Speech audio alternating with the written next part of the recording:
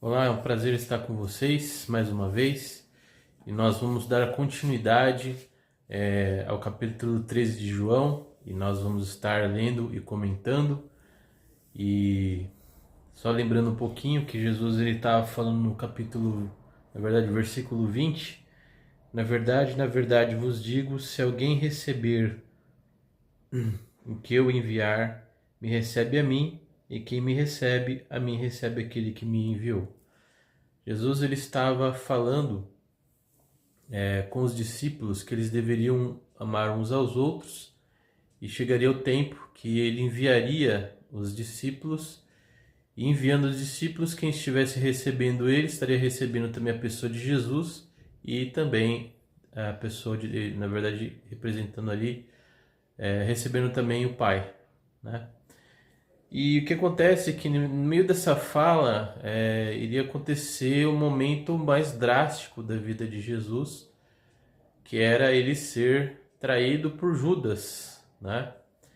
E vamos estar lendo aqui a continuação, mas o que acontece é que Jesus ele precisava morrer para que ah, ele pudesse ser glorificado como Deus.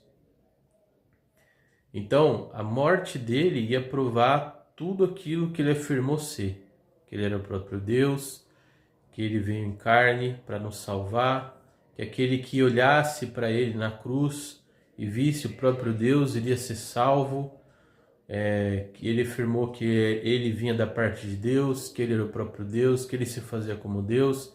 Então tudo aquilo que ele afirmou e que os líderes daquela época, vamos dizer assim, não criam nele, ele provou que aqueles homens eles estavam errados, né?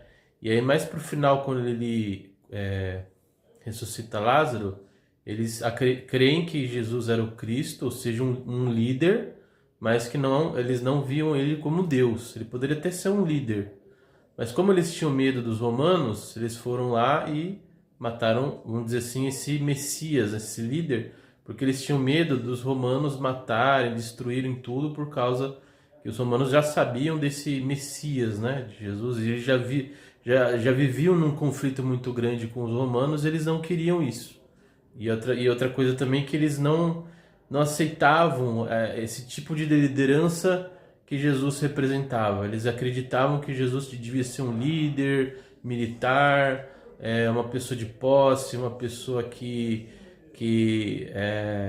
teria muito poder no sentido político, né? Então, assim, Jesus era completamente o contrário disso. Ele não tinha nem aonde reclinar a cabeça quando ele falava. Ou seja, ele muitas vezes ele ficava como uma pessoa andarilha, ou seja, ele dormia em tendas, passando de uma cidade para outra, principalmente porque queriam perseguir ele, apedrejar ele, então ele precisava ter essa mobilidade, onde ele ia de uma cidade a outra, muitas pessoas o recebiam, lógico, mas tinha momentos que realmente ele precisava, vamos dizer assim, se ausentar e ninguém saber onde ele realmente estava, né?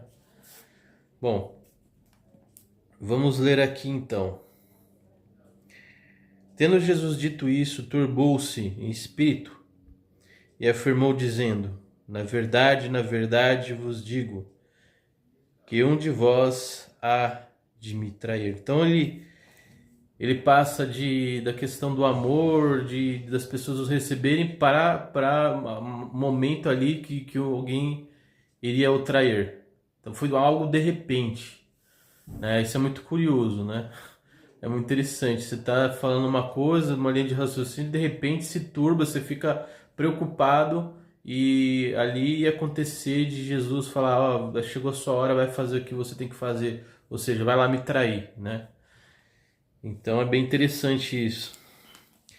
Então os discípulos olharam um para os outros, duvidando de quem ele falava. Ora, um dos seus discípulos, aquele quem Jesus amava, que era João, estava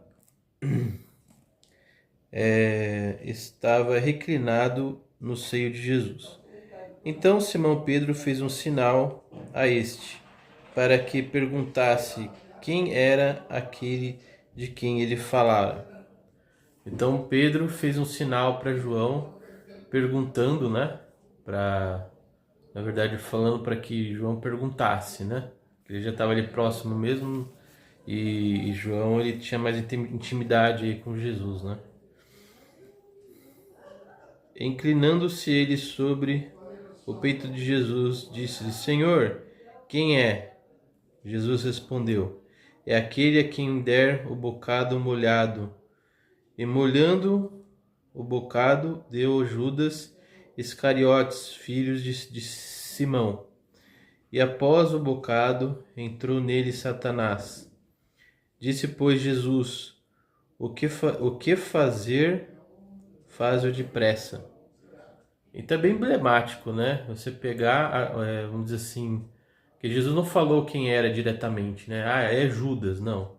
Ele deu sinais, né? Ó, quem eu fizer isso é o traidor, né? Então, quando ele fez isso, deu, vamos dizer assim, a legalidade para Satanás entrar no corpo dele. E nenhum dos que estavam assentados à mesa compreendeu o que propósito lhe disse isso. Porque como Judas tinha a bolsa, pensavam alguns que Jesus lhe tinha dito: compra o que nos é necessário para a festa, ou que desse alguma coisa aos pobres. Então era comum que Judas fizesse isso, né? Que ele desse alguma coisa aos pobres, que ele fosse comprar alguma coisa, porque ele ficava com a bolsa de dinheiro, né?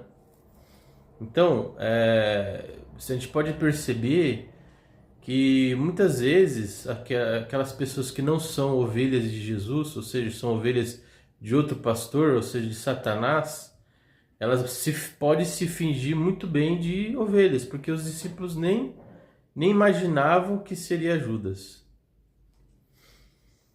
E tendo Judas tomado o bocado, saiu logo e era a noite. Então ele não esperou, né? Ele obedeceu a ordem de Jesus, que era o cumprimento do quê? Dele ser o traidor.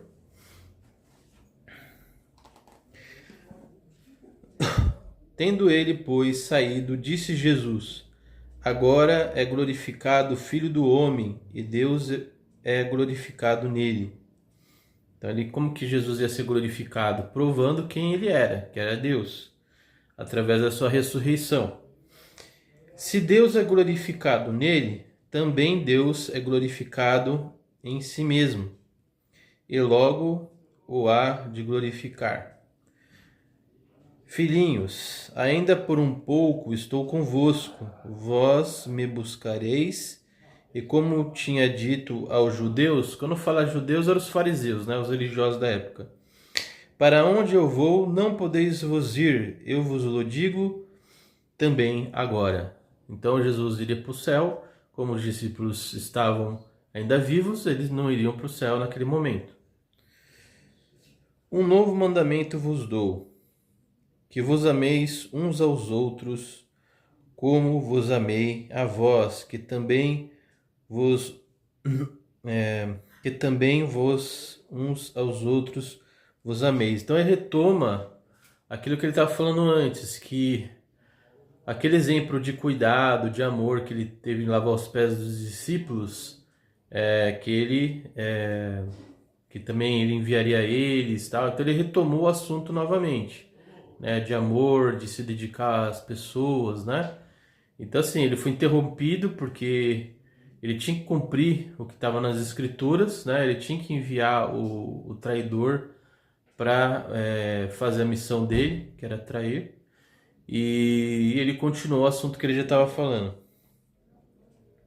Nisto todos conhecerão que sois meus discípulos, se vós amardes uns aos outros.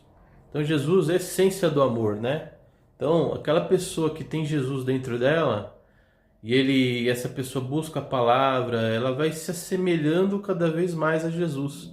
Porque quanto mais a gente tem relacionamento com uma pessoa, muitas vezes a gente começa a se parecer com aquela pessoa. Então, você pode ver casais que um parece muito com o outro.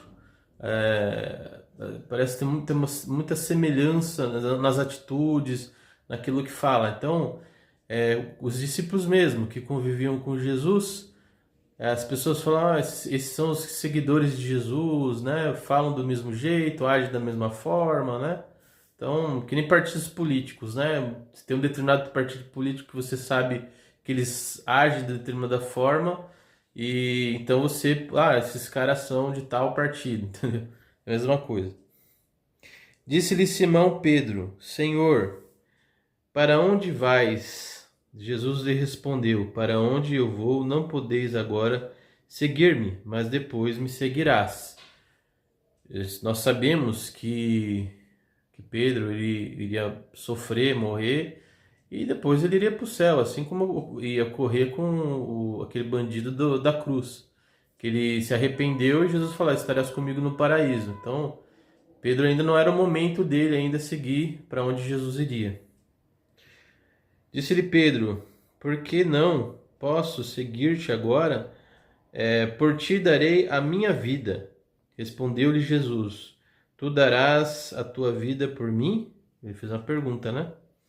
Na verdade te digo, não cantará o galo enquanto me não tiver negado 3 vezes. Jesus, ele tinha na presciência dele, já sabia a atitude que Pedro ia tomar.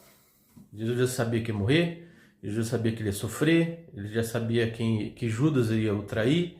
Ele tinha presciência de tudo. Imagina a parte psicológica de Jesus, sabendo que ele ia sofrer tudo aquilo que ele ia passar.